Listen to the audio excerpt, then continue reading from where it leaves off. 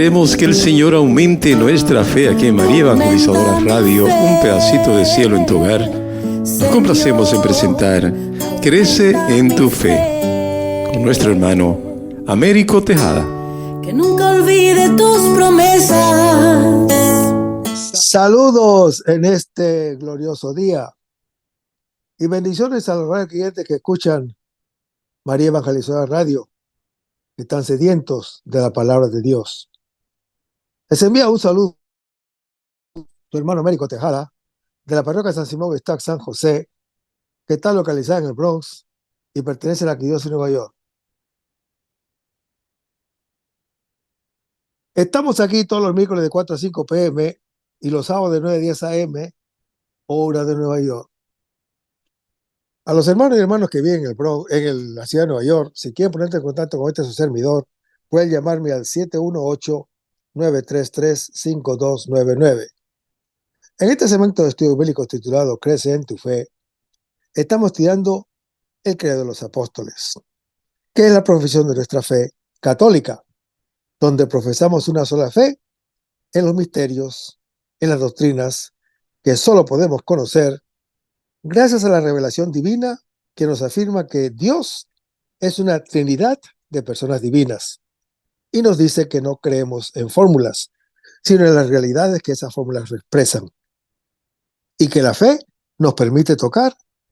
Es nuestro acto de confianza en todo lo que Dios es, lo que nos dice y lo que nos pide.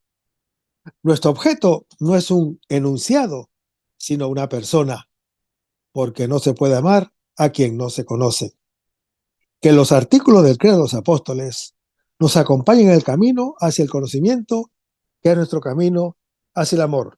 Pero antes vamos a comenzar con oración. Lo hacemos en el nombre del Padre, del Hijo y del Espíritu Santo. Señor, que todo lo que hagamos este día inicie con tu bendición y termine con tu ayuda. Que todo lo que digamos este día sea motivado por tu amor e inspirado por tu gracia. Que nuestras obras de este día reciban tu inspiración y perduren en tu paz. Todas estas cosas, Padre Celestial, te la pedimos en el dulce y poderoso nombre de tu Hijo Jesús, que vive y reina en unión del Espíritu Santo, quien es Dios, por los siglos de los siglos. Amén. Los créditos de estudios bíblicos son dados al doctor Scott Hahn, a la Biblia de Jerusalén y a la hermana Evelyn Morán y su ministerio de música. A los hermanos y hermanas que viven en el Bronx, para invitarlos a nuestro ciclo de oración de la parroquia San Simón Estac San José, que está localizada en el 2191 Valentine Avenue, esquina calle 182, comenzando con la misa a las 7:30 p.m. todos los viernes por la noche. Para anunciarles que también tendremos una misa de sanación el segundo viernes de cada mes a las 7:30 p.m., donde se impartirá el sacramento de la unción de los enfermos y también se orará por ellos. Así que traigan todos sus enfermos o vengan para orar por ellos. Habrá acceso para personas en silla de ruedas. Tendremos también una hora santa con la exposición del Santísimo todos los jueves de 7 a 8 p.m. Así que están todos invitados.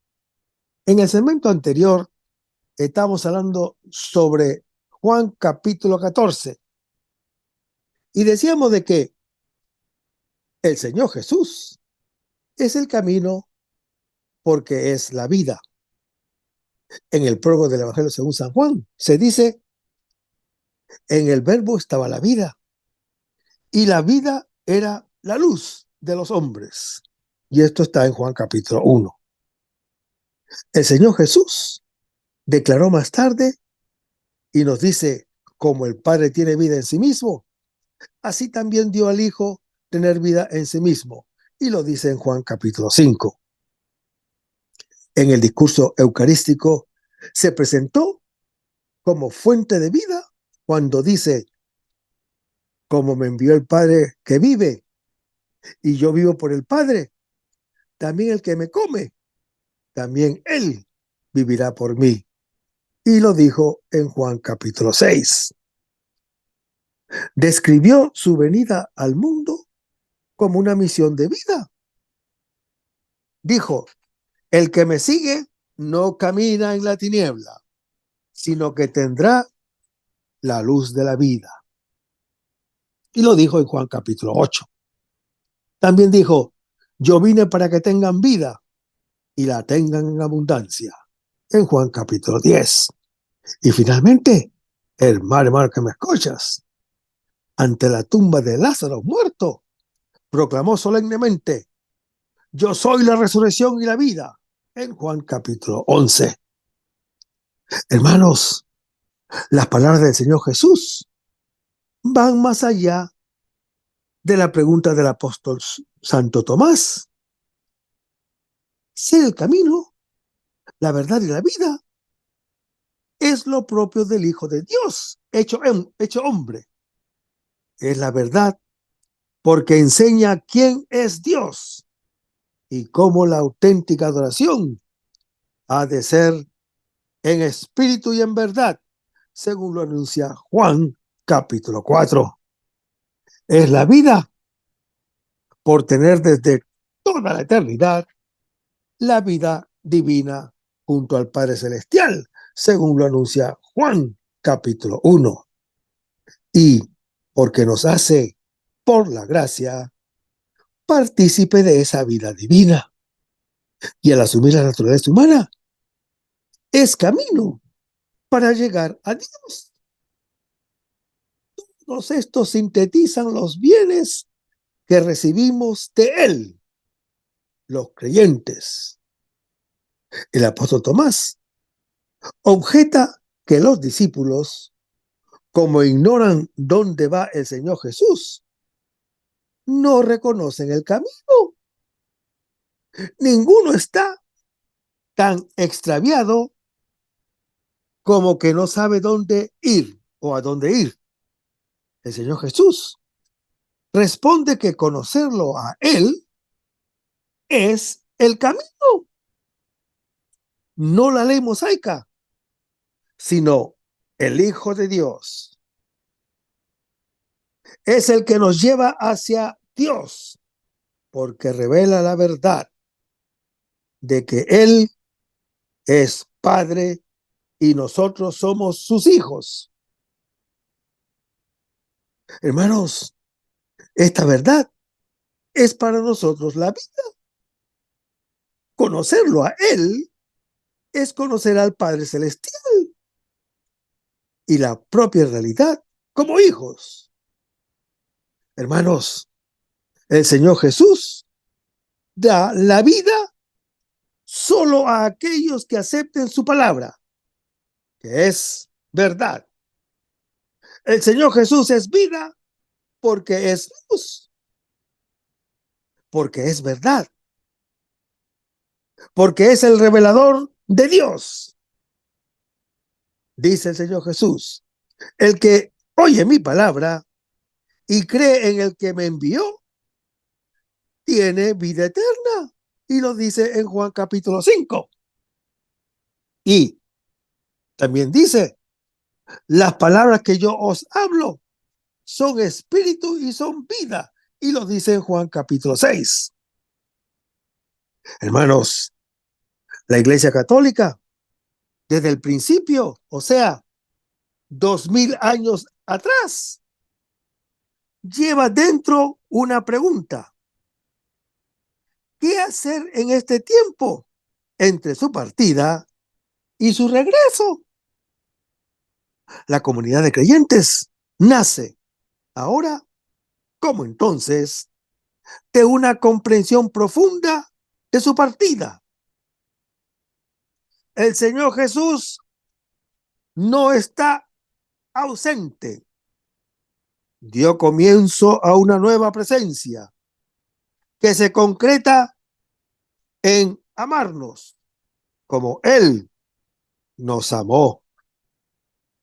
No nos abandona, sino que nos da su Espíritu Santo, que nos hace vivir en Él, como Él en nosotros. Su idea no es una muerte, o su ira no es una muerte que decreta el final de un sueño hermoso. En cambio, es una realización en la cual Él es glorificado y nosotros nacemos a una fecundidad de vida filial y fraterna. Hermanos, si antes el Maestro estaba con nosotros, ahora está en nosotros, mediante la fe, la oración y la Eucaristía, mediante el amor y el Espíritu Santo. Esta, hermano y hermano que me escuchas, es su nueva presencia, que realiza la gran promesa. Es la alianza nueva entre Dios y el creyente, que va más allá de la misma muerte, en comunicación, en comunión con el Señor, mediante su Espíritu Santo, que está en nosotros, según lo anuncia el profeta Ezequiel en su capítulo 36. Hermanos, sin comprender la palabra del Señor Jesús, Felipe, el apóstol, desea claridad y sencillez. Él tiene la convicción de jamás haber visto al Padre Celestial. Y por eso dice, muéstranos al Padre y nos basta. El apóstol Felipe expresa el anhelo universal de todo hombre religioso. El apóstol Felipe, que ha sido llamado directamente por el Señor Jesús a seguirlo en Juan capítulo 1, e interpelado por él acerca del pan eucarístico en Juan capítulo 6, es aquel que ha acogido y expresado el deseo de los griegos que quieren ver al Señor Jesús en Juan capítulo 12. Ahora pide francamente ver al Padre Celestial. Su deseo corresponde al de Moisés cuando dice, déjame ver tu gloria, en Éxodo capítulo 33. Es el anhelo profundo de todo creyente. Su rostro es nuestra realidad, porque somos imagen y semejanza de Él.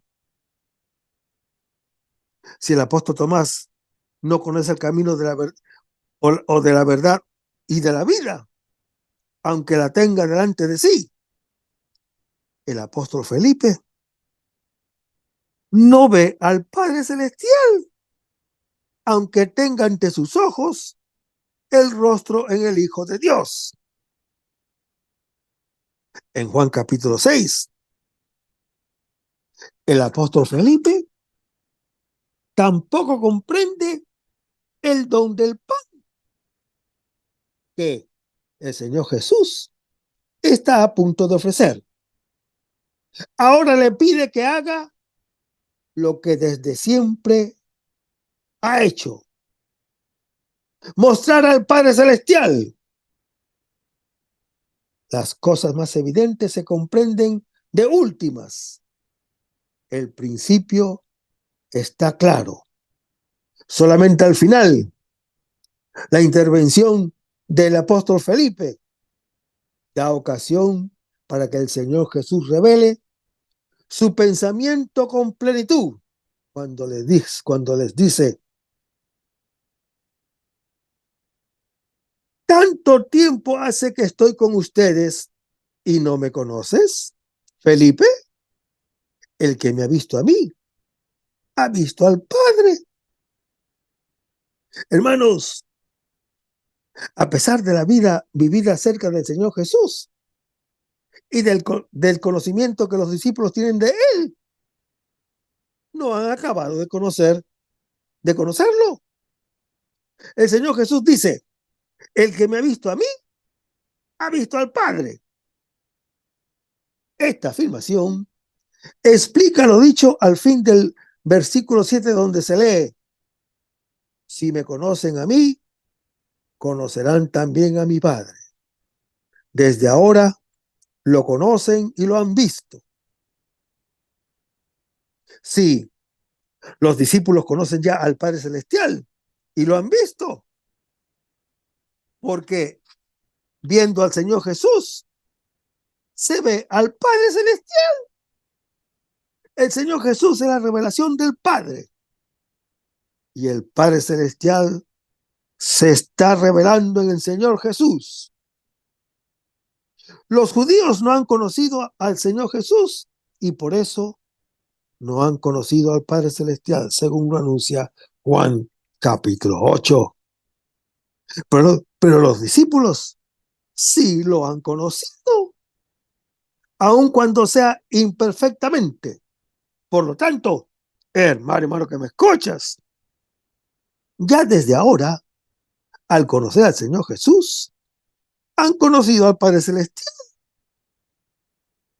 Los evangelios sinópticos han conservado también un pasaje análogo sobre el conocimiento mutuo entre el Padre y el Hijo, donde se lee: nadie conoce al Hijo sino el Padre, ni nadie conoce al Padre sino el Hijo, y aquel a quien el Hijo se lo quiere revelar.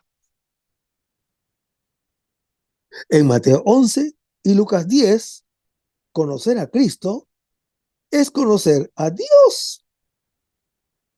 Toda la vida de Cristo es revelación del Padre Celestial.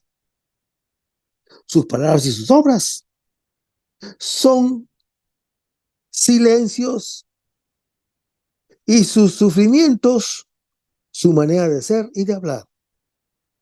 El rostro del Hijo de Dios, que es amor sin condiciones hacia los creyentes, es el mismo del Padre Celestial.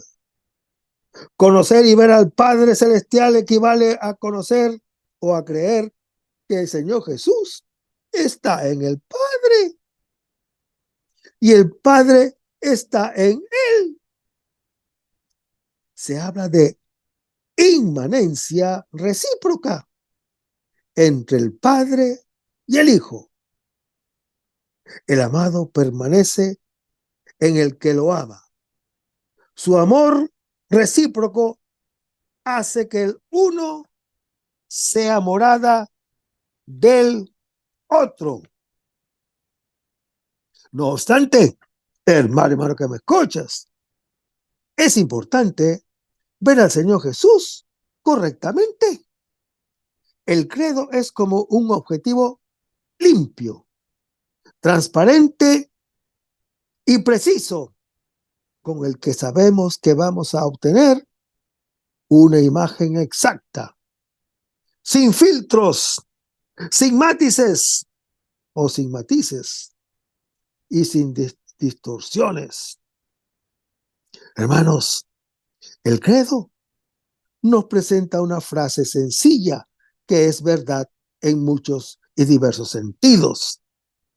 Creemos en Jesucristo. Creemos en Él, es decir, confiamos en Él y en lo que nos ha dicho, porque solo Él posee autoridad para hablarnos de Dios. Pero también creemos en Él, es decir, creemos porque compartimos su vida, habitamos en Él y en el Señor Jesús hemos llegado a conocer la vida de Dios desde dentro. En su profesión de fe en Cristo, el credo niceno empieza sin un principio. Jesús es Hijo único de Dios, nacido del Padre antes de todos los siglos. Existe antes del tiempo y es coeterno con el Padre Celestial. A través del profeta Isaías, el Señor Yahweh anunciaba: así dice el Señor, Rey de Israel y su Redentor, el Señor de los ejércitos. Yo soy el primero y yo soy el último. Fuera de mí no hay Dios. Y lo anuncia el profeta Isaías en su capítulo 44. Hermanos, en el Apocalipsis, esos mismos términos se aplican al Señor Jesús cuando dice: yo soy el alfa y el omega, el primero y el último, el principio y el fin. Lo dice en Apocalipsis capítulo 22 y también en Apocalipsis capítulo 1. Lo que está implícito en la Escritura está explícito en el credo. El Señor Jesús es preexistente. El Señor Jesús es coeterno e increado, engendrado, no creado. Y es coigual con el Padre Celestial. Es Dios como el Padre Celestial es Dios. Es luz como el Padre Celestial es luz. Es verdadero como el Padre Celestial es verdadero. Lo que es el Padre, lo es el Hijo. Comparten vida y naturaleza tan plenamente que se les puede llamar sin reserva consustanciales. Comparten vida y naturaleza tan plenamente que seguimos profesando nuestra fe en un solo Dios, aunque admitamos una pluralidad de personas divinas. Hermanos, según los credos, el Señor Jesús es Señor. Se le asigna el mismo título de Kyrios que empleó la antigua Septuaginta griega para traducir el nombre hebreo de Dios, Yahweh. Cualquier obra que en el Antiguo Testamento se atribuía a Yahweh, ahora en el Nuevo Testamento se le atribuye también al Hijo de Dios. Es creador, por quien todo fue hecho. Es redentor por nosotros los hombres y por nuestra salvación bajó del cielo como Señor. Reina desde el cielo, a donde subió y donde está sentado a la derecha del Padre Celestial. Hermanos, que no quepa ninguna duda. Jesús, el Señor, es Dios. Jesús es el Señor. Jesús es el Creador y no es criatura. Es redentor y no redimido. Frente a los arianos, herejía antigua, que negaban la divinidad del Señor Jesús, el credo la afirma repetidamente y con una rica variedad de términos tomados de los títulos bíblicos. La terminología filosófica y los términos y los testimonios de los evangelios y las epístolas, comprimiendo la evidencia en una afirmación sintética. Los credos del siglo IV definen la fe proclamada por la Iglesia Católica desde el siglo I. En el año 107, San Ignacio de Antioquía, gran santo de la Iglesia Católica, un hombre impregnado de tradición, se refiere una y otra vez a nuestro Dios Jesucristo. Hermanos, los credos proclaman con nitidez el misterio que han negado los racionalistas y los herejes de todos los tiempos, desde los arianos hasta los testigos de Jehová. Los testigos de Jehová, esa es una herejía reciente, pero que es antigua a la misma vez, porque son arianistas, ya condenados por el Concilio de Nicea en el año 325. Desde Mahoma hasta Thomas Jefferson, Jesucristo es el Señor, como lo afirma el apóstol Pablo en su epístola a los Filipenses, capítulo 2. No obstante, hermano que me escuchas, los cristianos que formularon los credos pusieron el mismo empeño en demostrar que el Señor Jesús es verdadero hombre. Al fin y al cabo, Dios Hijo podía haberse limitado a anunciar nuestra salvación desde el cielo, pero no lo hizo, sino que bajó del cielo y se encarnó en el vientre de una santísima virgen. Se hizo carne, se hizo hombre verdadero, igual que ha sido siempre Dios verdadero. Experimentó un nacimiento humano y de una virgen, especifica el credo. De este modo, demuestran que el origen del Señor Jesús está junto a su Padre Celestial. Su nacimiento humano fue un reflejo real, fue un reflejo histórico y temporal de un hecho que es eterno. Cuando nacen, los hombres siguen a sus padres en la secuencia temporal. Sus padres les preceden en el tiempo. Nos dice el doctor Scahan. Yo nací el 28 de octubre de 1957 y mi hijo mayor, Michael, vino al mundo muchos años más tarde, el 4 de diciembre de 1982.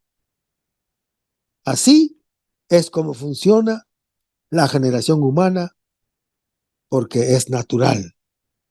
Sin embargo, hermano que me escuchas, el nacimiento eterno del Señor Jesús es diferente y único.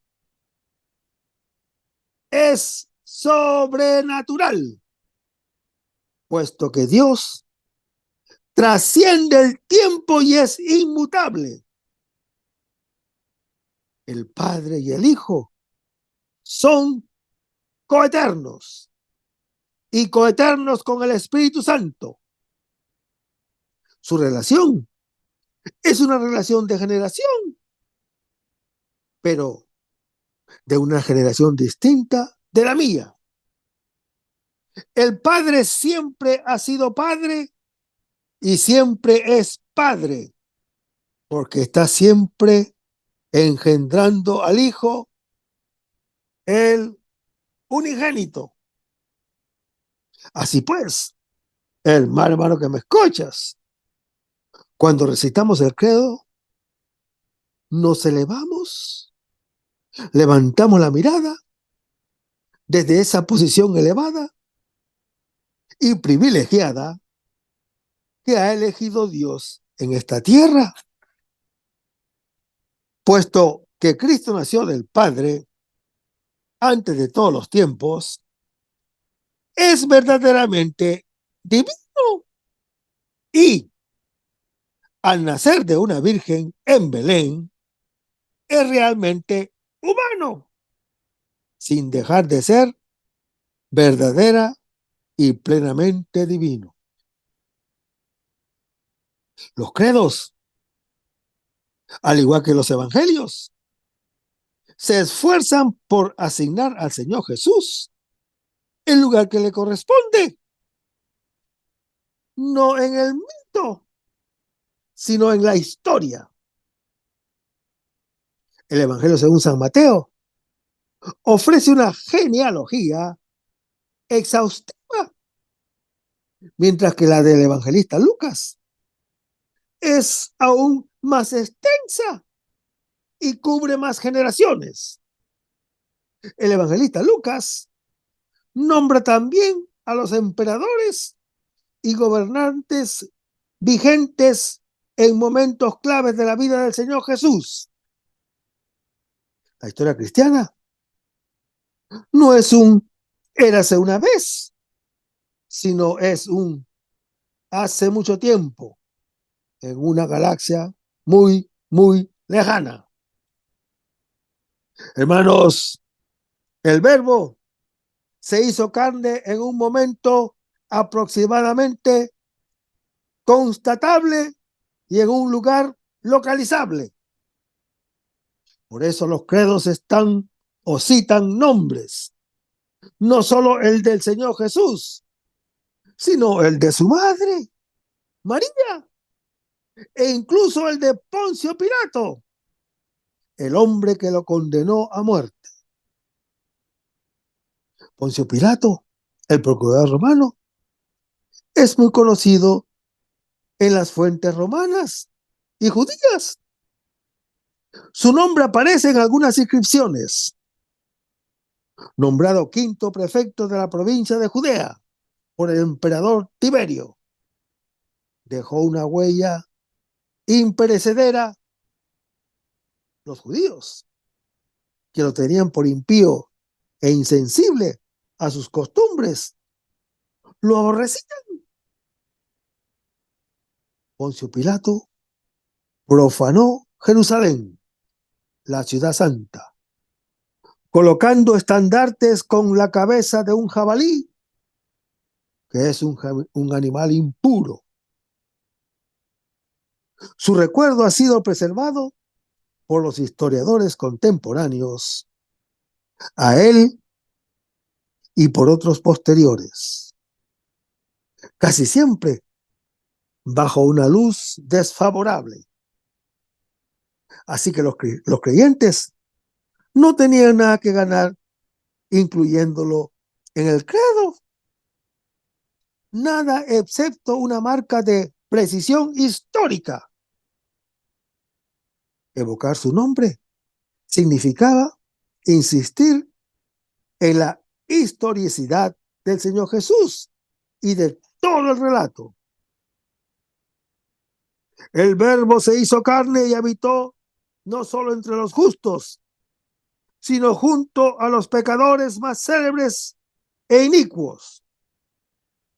A esos pecadores, el Señor Jesús les habló de la verdad y con ellos entabló conversación.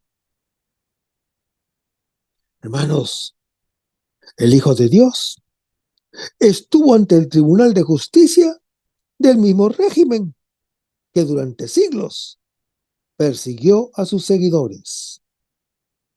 Fue un oficial de ese régimen romano el que lo condenó a tortura y a muerte. Aún así, el Señor Jesús venció a la muerte y después de él, también nosotros los creyentes. Ningún régimen, sea cual sea, representa una amenaza duradera para Cristo, ni para los creyentes. Poncio Pilato fue temido y odiado por sus súbditos del siglo I. Desde entonces, su nombre se pronuncia en cualquier sitio donde los creyentes celebran misa, pero por un motivo que nada tiene que ver con sus ambiciones. Hoy, en esta tierra, no representa más que un metadato, una placa que indica un periodo de vida de un pobre hombre al que él condenó a morir. Jesús de Nazaret. Cuentan que el primer orador de un nuevo evento parroquial excusó su asistencia en el último momento. Su sustituto, después de presentarse allí sin aliento, empezó diciendo: señoras y señores, estoy aquí del mismo modo que Poncio Pilato entró en el credo, por accidente. Evidentemente, el caso de la Virgen María es distinto. La Virgen María no entró en el credo por accidente, sino para acoger al Verbo con las mejores disposiciones. Hermanos, el credo apostólico dice que concibió por obra del Espíritu Santo. La suya fue la voluntad o la única voluntad humana involucrada en la concepción del Señor Jesús. De ahí que la Virgen María sea la única creyente que nombra los credos cristianos clásicos. Su nombre debe aparecer incluso en un relato de la historia de la salvación tan sumamente conciso como este, porque la salvación pasó por su consentimiento, por su correspondencia a la voluntad de Dios. La presencia de la Virgen María en el credo implica muchas cosas. Como ya hemos señalado, es ella quien garantiza la verdadera humanidad y la verdadera divinidad del Señor Jesús. Pero su nombre en el credo transmite un mensaje más. Nos recuerda nuestra inmensa libertad y nuestra inmensa dignidad. Dios no coacciona a la Virgen María, como tampoco nos coacciona a nosotros. No impone su voluntad sobre la suya, sino que espera su sí, su fiat, su hágase. Tampoco se nos impondrá a nosotros. Hermanos, Dios establece la alianza y nos invita a vivir en su familia para siempre, pero no nos obliga a aceptar los términos. En el credo nombramos a la Virgen María porque ella es el modelo de una vida perfecta en alianza con Dios. La suya es una obediencia inteligente, una inteligencia obediente. Se atreve a interrogar al ángel no porque dude de él, sino porque quiere entender el plan de Dios. Hermanos, el lugar que ocupa la Virgen María y el hecho de nombrarla no son una adición en el desarrollo posterior de los credos. La Virgen María está presente en las formulaciones más antiguas de la regla de fe. Aparece nombrada en los resúmenes de la fe de San Ignacio de Antioquía, de San Justino, de San Ireneo y algunos otros más. Los primeros creyentes consideraban necesario invocarla hasta en las versiones más abreviadas de la historia del Señor Jesús. Su presencia en el credo redunda en bien de la propia Virgen María, pero también en el de ellos.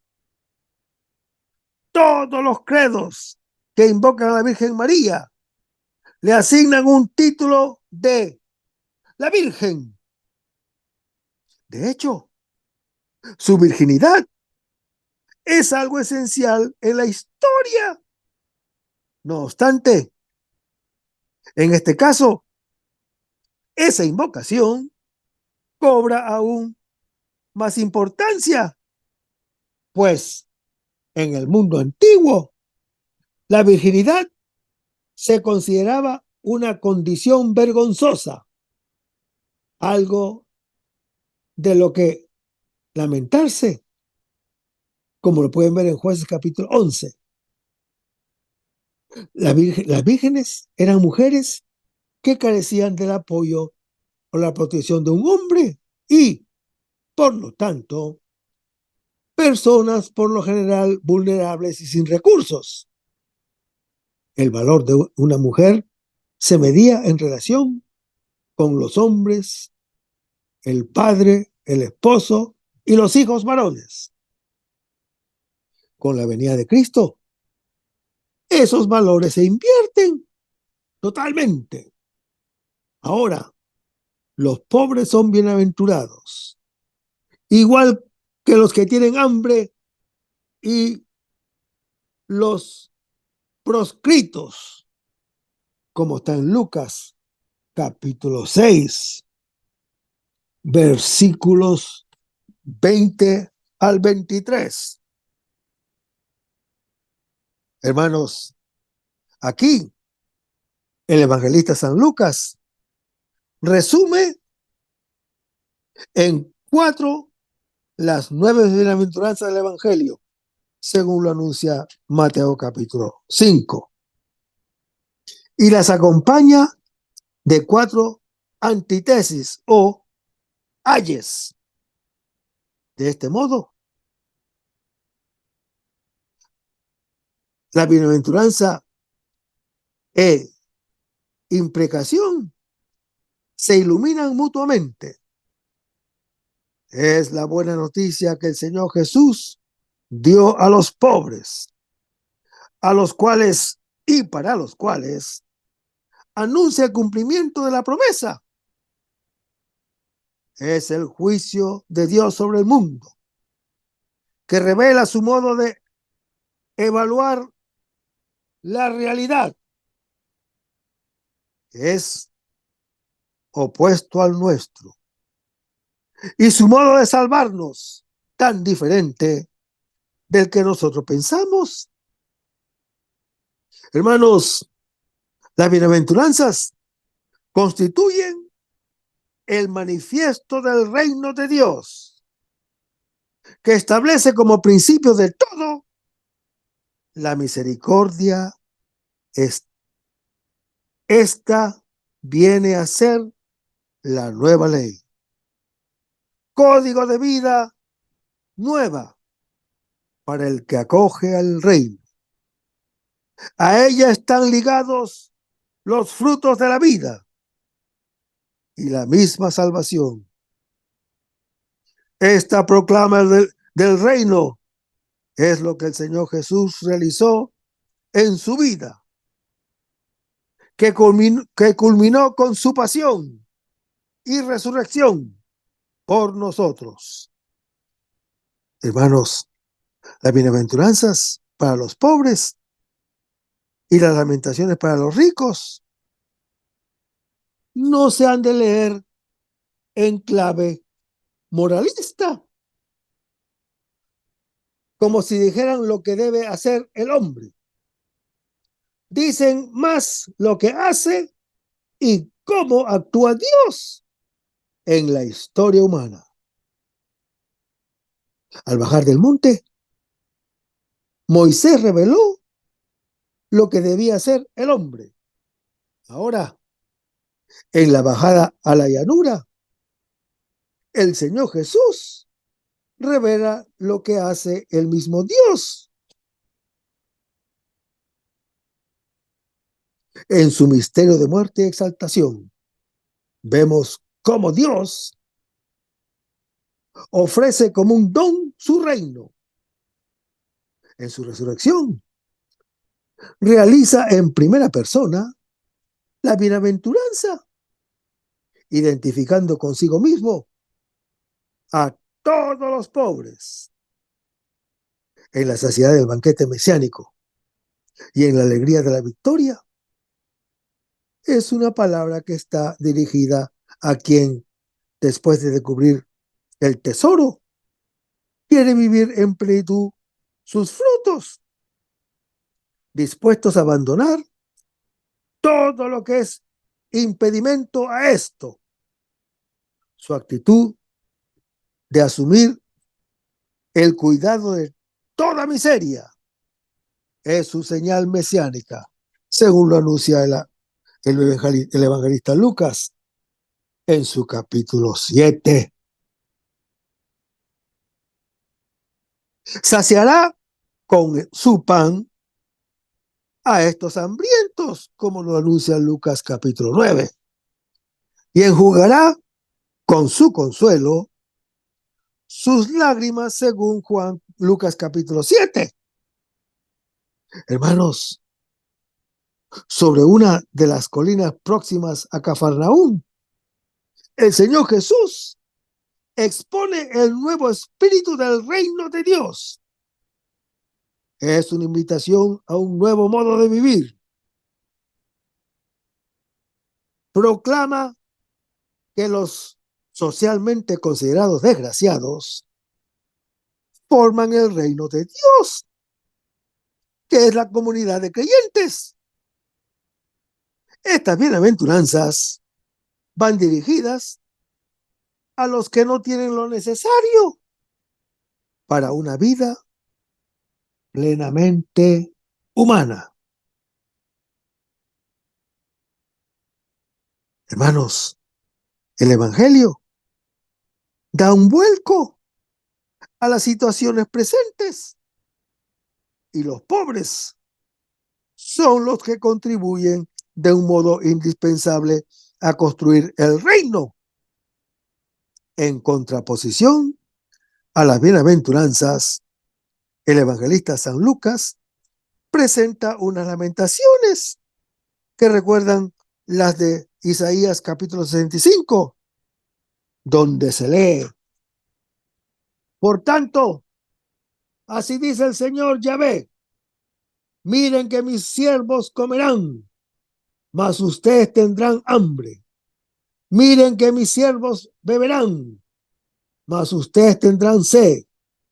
Miren que mis siervos se alegrarán, mas ustedes padecerán vergüenza.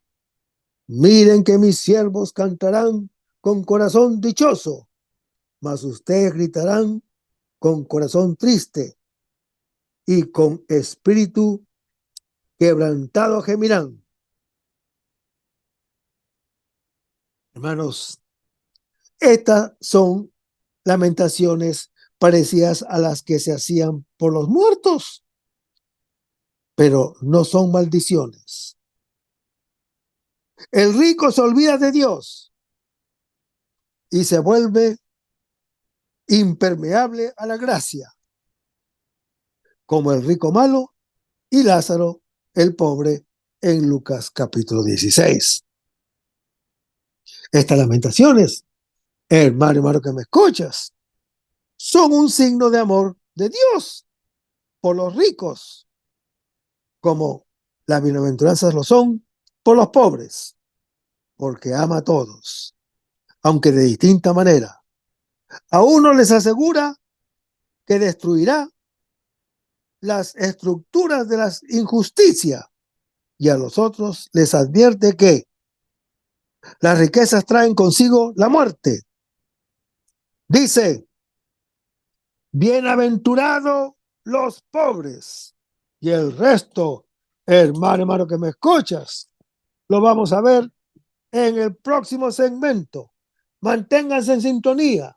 Vamos a despedirnos con una oración y lo hacemos en el nombre del Padre, del Hijo y del Espíritu Santo. Señor Jesús, ayúdanos a conservar el fervor espiritual, la dulce y confortable alegría de evangelizar, incluso cuando hay que sembrar entre lágrimas, como Juan el Bautista, como lo hicieron los apóstoles Pedro y Pablo y los otros apóstoles, y también esa gran multitud de evangelizadores que se han sucedido a lo largo de la historia de la Iglesia Católica, con un ímpetu interior que nada ni nadie sea capaz de extinguir. Señor Jesús, que es esta la mayor alegría de nuestras vidas entregadas al Evangelio. Y ojalá que el mundo actual pueda así recibir la buena nueva de tu Evangelio, porque tenemos la tarea de anunciar el reino de Dios y de implantar tu iglesia en este mundo que todavía no te conocen.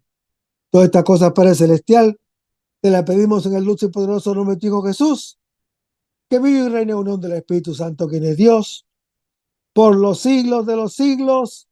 Amén. Hasta el próximo segmento. Que el Señor nos bendiga. Aumenta mi fe, Señor, aumenta mi fe. Aumenta mi fe, Señor, aumenta mi fe. Que nunca olvide tus promesas, que nunca olvide tus palabras, que Él lo crea, que no lo dude jamás. Tu palabra me dice: todo el que pide se le dará, y el que toque a la puerta se le abrirá. Todo es posible para ti, Señor. Aumenta mi fe, Señor, aumenta mi fe. Aumenta mi fe, Señor, aumenta mi fe. Aumenta mi fe, aumenta mi fe, aumenta mi fe, aumenta mi fe, aumenta mi fe, aumenta mi fe, aumenta mi fe, aumenta mi fe, Señor.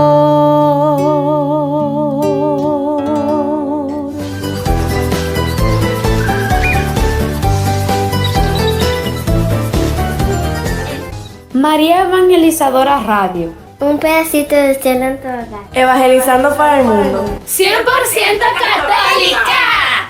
Sí, yo estoy aprendiendo.